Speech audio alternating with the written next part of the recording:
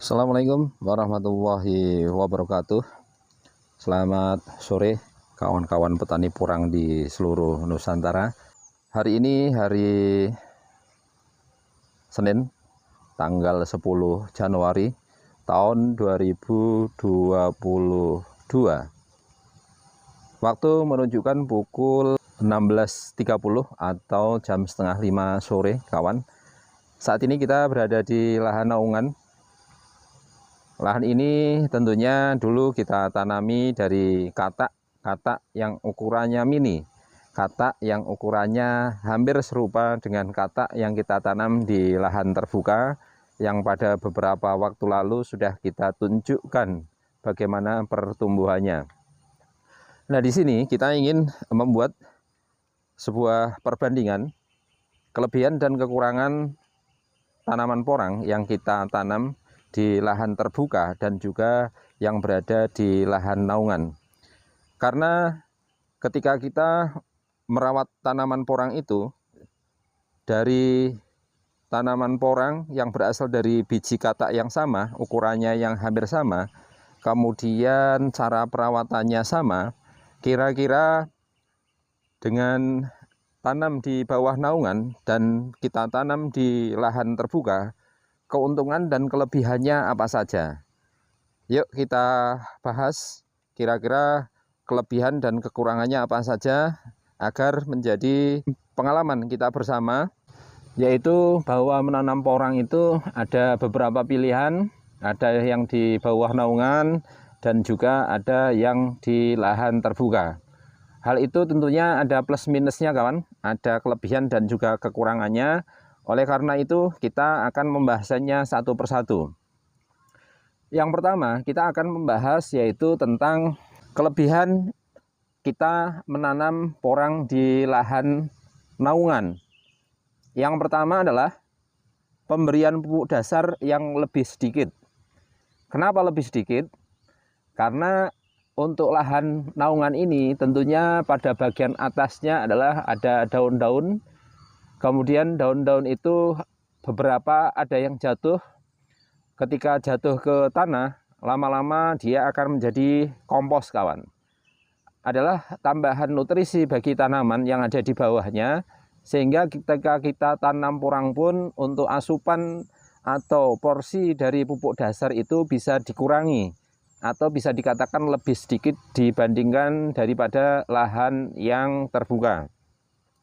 Kemudian yang kedua adalah dia akan lebih cepat tumbuh dibandingkan yang ada di lahan terbuka. Kenapa demikian? Karena kalau berada di lahan naungan, ketika dia sudah hujan satu kali, maka air hujan itu akan terserap oleh tanah di bawahnya. Nah, kemudian setelah terserap di bawahnya, tentunya sinar matahari yang tidak begitu banyak masuk ke tanah, sehingga yang terjadi adalah lahan yang ada di bawah naungan kelembapannya terjaga. Itu biasanya terjadi di daerah kami di bulan Oktober dan awal November, yaitu awal-awal kita tanam porang. Karena di bulan Oktober maupun November biasanya curah hujan masih sangat tipis. Bisa 1 minggu sekali, bisa 2 minggu sekali. Oleh karenanya ketika kita tanam di lahan terbuka, maka otomatis akan lebih kering sehingga pertumbuhannya tidak bisa merata. Kemudian yang ketiga, daun yang ada di bawah naungan, daunnya itu akan nampak lebih hijau kawan. Karena sengatan sinar matahari tidak terlalu menyengat sehingga daunnya bisa lebih hijau.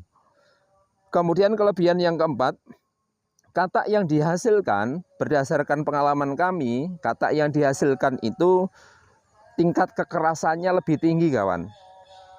Dan dia akan lebih mengkilap dibandingkan dengan katak yang dihasilkan di lahan terbuka. Kelebihan yang kelima, yaitu aman dari perubahan cuaca yang ekstrim. Seperti yang kita ketahui berdasarkan sharing dari teman-teman yang ada di luar Jawa ataupun yang ada di Jawa, beberapa daerah itu pernah mengalami tidak hujan, ada yang seminggu, ada yang 10 hari, ada yang 2 minggu, bahkan ada yang 20 hari tak hujan. Sehingga ketika kita tanamnya di bawah naungan seperti ini, otomatis kelembapannya tetap terjaga, daun-daun porang itu tidak mudah terbakar, kawan. Sehingga lebih aman ketika ada perubahan cuaca seperti itu. Kelebihan yang keenam adalah pertumbuhan gulma tidak sehebat yang ada di lahan terbuka.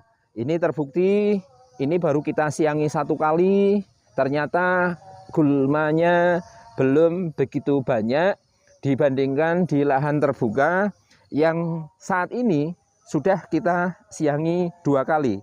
Yang ini baru 1 kali.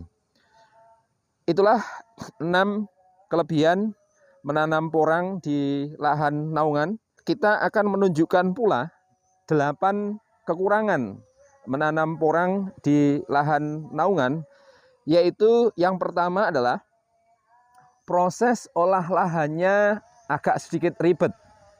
Karena seperti yang terlihat di kamera, di kanan kiri ada pohon-pohon keras, akarnya juga panjang. Sedangkan biasanya kita mengolahnya menggunakan mesin, kawan, baik traktor maupun kultivator. Sehingga ketika kita mengolah lahan yang ada di bawah naungan semacam ini, traktor maupun kultivator itu akan mudah terkena akar-akar dari pohon-pohon naungannya. Kemudian yang kedua, rentan tertimpa batang kering dari pohon naungannya. Nah, pohon-pohon ini, contoh misalnya ini ada pohon sengon, ada pohon kelapa, ada pohon waru. Ketika ada dahan kering, maka ketika tertiup angin, dahan itu akan jatuh dan menimpa porang yang ada di bawahnya seperti ini. Kekurangan yang ketiga adalah lebih rentan terkena jamur, baik batang maupun daunnya. Terlebih yaitu antraknosa biasanya ditandai dengan bercak daun bolong-bolong ya, seperti ini. Ini terkena jamur karena lahan di daerah sini terlalu lembab, terlebih kalau setiap hari ada hujan, kawan. Kemudian yang keempat, pembesaran tunas susulannya lebih kecil dibandingkan yang ada di lahan terbuka. Kita lihat pertumbuhan tunasnya. Ini batang pertama, tunas kedua terlihat seperti itu. Ya, pertumbuhannya kurang signifikan, kurang bagus dibandingkan yang ada di lahan terbuka. Kemudian yang kelima adalah hasil umbinya tentunya akan lebih kecil karena proses fotosintesa tidak berjalan dengan sempurna, kawan. Seperti yang kita tahu bahwa yang namanya proses fotosintesa adalah proses untuk memasak unsur-unsur yang diambil oleh akar, kemudian dimasak di daun. Dalam proses pemasakan itu membutuhkan sinar matahari, H2O, dan juga karbon dioksida. Ketika sinar matahari terhalang oleh daun-daun naungan, otomatis fotosintesanya kurang sempurna, ada makanan-makanan yang tidak dapat diolah, sehingga makanan tersebut tidak dapat disimpan di umbi, maka hasilnya akan lebih kecil umbinya. Yang keenam, batangnya, ini batangnya itu akan lebih panjang, kawan. Ini adalah tunas kedua atau batang kedua. Batang keduanya ini kalau kita ukur menggunakan penggaris, tingginya berkisar antara 30 sampai 50 cm, kawan. Padahal ini baru batang kedua. Sedangkan di lahan terbuka, batang kedua dengan ukuran katak yang sama seperti ini, tingginya paling kisaran hanya 20 cm. Bahkan ada yang lebih pendek lagi, sehingga batangnya akan terlihat lebih kokoh, lebih gemuk, kawan. Yang keenam tadi, tambahannya adalah karena batangnya panjang, kurang kokoh. Kalau ini adalah porangnya, porang yang sudah seperti ini, biasanya yang sudah besar-besar seperti ini biasanya akan mudah roboh apabila tertiup oleh angin, kawan. Karena batangnya tinggi, panjang, kurang kokoh. Kekurangan yang nomor 7 adalah jumlah tanaman porang akan lebih sedikit ketika kita menggunakan jarak yang sama. Baik yang di lahan terbuka maupun di bawah naungan menggunakan jarak contoh misalnya 10 kali 15. Maka lahan yang sama-sama 1 hektar isinya akan lebih sedikit. Kenapa?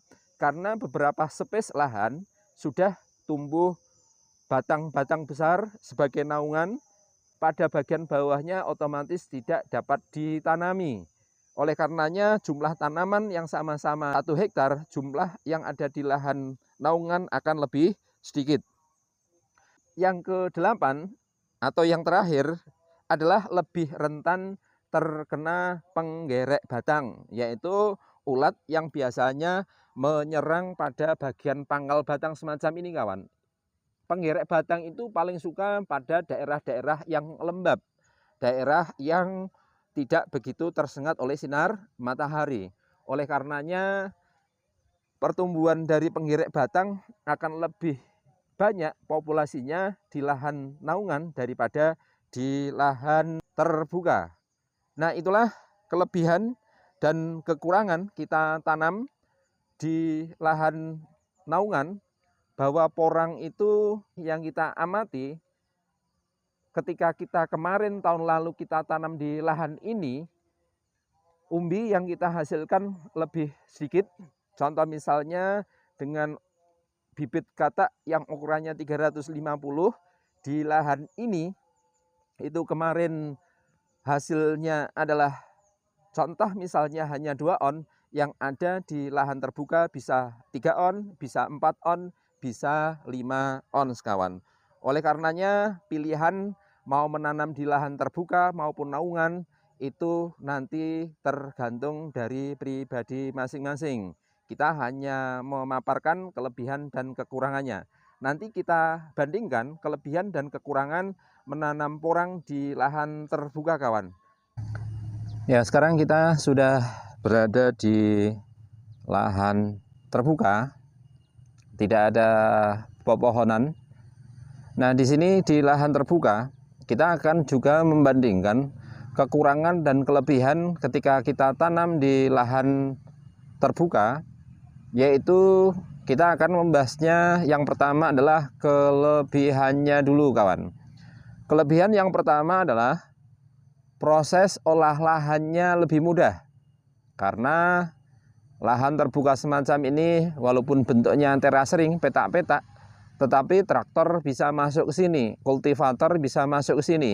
Proses olah lahannya lebih mudah kawan.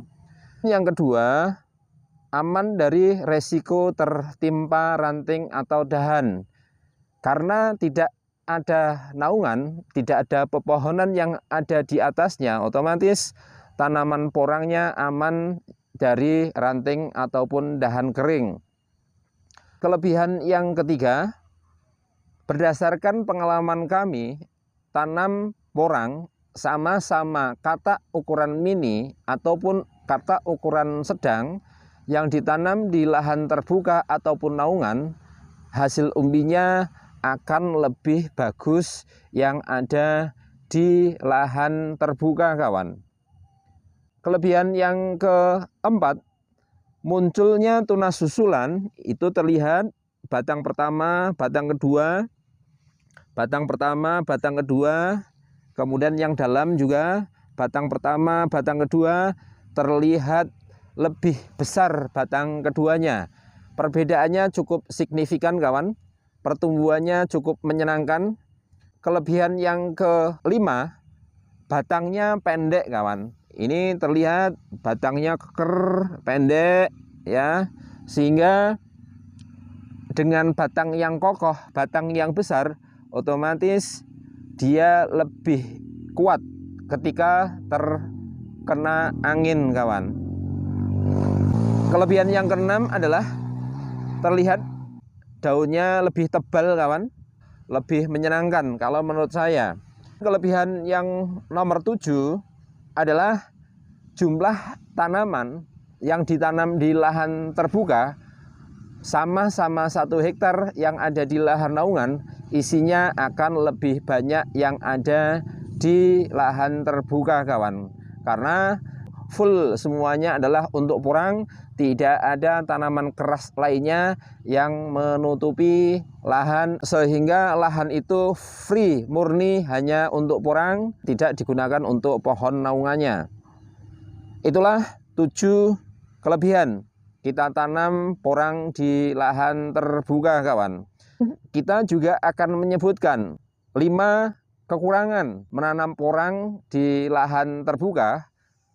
Yang pertama adalah pemberian pupuk dasarnya akan lebih banyak kawan. Terlebih ini adalah lahan baru, lahan yang tahun lalu belum kita tanami porang, maka kita harus suplai pupuk dasar yang banyak sekali di lahan ini. Ini kemarin saja habis kurang lebih 25 engkel kawan. Yang kedua, pertumbuhan awalnya itu tidak begitu menyenangkan, tidak seragam, daunnya banyak yang menguning. Karena apa? Sengatan sinar matahari, apalagi ketika cuaca terik, tanahnya kering.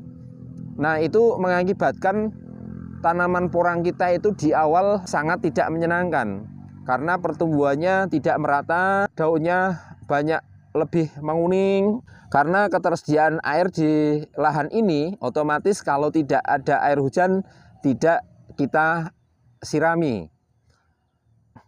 Kekurangan yang ketiga, bahwa tidak semua lahan terbuka dapat ditanami porang, terutama adalah tanam dari katak-katak mini ataupun biji bunga, yaitu adalah lahan-lahan yang ber-MDPL sangat rendah. Karena apa? Resiko kegagalannya sangat tinggi. Apabila kita tanamnya dari katak-katak yang ukurannya sangat mini, sengatan sinar matahari sangat terik, kita tanamnya tidak terlalu dalam, maka yang terjadi katak-katak yang kita tanam akan ikut panas. Sejalan dengan sengatan sinar matahari yang menerpa tanah tersebut, tanahnya jadi panas, kataknya jadi mateng kawan. Sehingga banyak yang tidak tumbuh. Yang keempat, resiko layu batang dan pinggiran daun yang terbakar apabila terkena cuaca ekstrim. Cuaca ekstrim ini yang kita maksud adalah beberapa daerah beberapa waktu yang lalu itu ada yang mengalami tidak hujan beberapa hari, beberapa minggu, bahkan ada yang 20 hari tidak hujan, sehingga salah satunya contohnya adalah seperti ini. Pada bagian tepian daun yaitu terbakar kawan. Nah, ini juga terbakar tepian daunnya ada, kemudian ini juga ada. Itu adalah kekurangan kita tanam di lahan terbuka. Yang kelima adalah pertumbuhan gulma lebih hebat.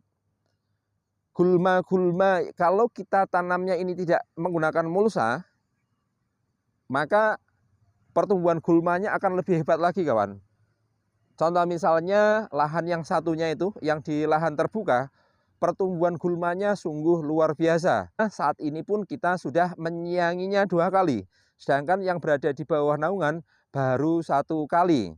Nah, itulah 5 kekurangan yang dapat kita sampaikan ketika kita menanam porangnya di lahan terbuka. Ini pertumbuhannya seperti ini kawan, yang ada di lahan terbuka. Memang kalau hujannya sudah merata, sudah sering seperti ini, maka pertumbuhannya menyenangkan kawan. Batang-batangnya cukup besar, daunnya nampak lebih tebal, terlebih tadi baru saja terguyur hujan. Ini daunnya sangat tebal sekali, nampak menyenangkan, hijau, tunas susulannya juga luar biasa. Dari batang pertama yang ukurannya segini, batang keduanya bisa dikatakan 8 atau 10 kali lipatnya. Mayoritas seperti itu dibandingkan yang kita tanam di lahan naungan. Untuk kawan-kawan tentunya tadi sudah kita sampaikan kekurangan dan kelebihannya masing-masing, baik di lahan terbuka ataupun naungan. Pilihan mau menanam porangnya di lahan terbuka atau naungan adalah tergantung dari kawan-kawan petani porang. Karena Tentu semuanya ada kelebihan dan kekurangannya masing-masing. Tak ada yang sempurna. Kalau lahannya sangat rendah MDPL-nya, saran saya adalah lebih baik tanam di lahan naungan. Tapi kalau MDPL-nya agak tinggi seperti tempat saya, alangkah baiknya tanam di lahan terbuka karena hasil umbinya lebih besar, kawan. Itulah pengalaman yang dapat kita sampaikan. Semoga bermanfaat. Selamat sore.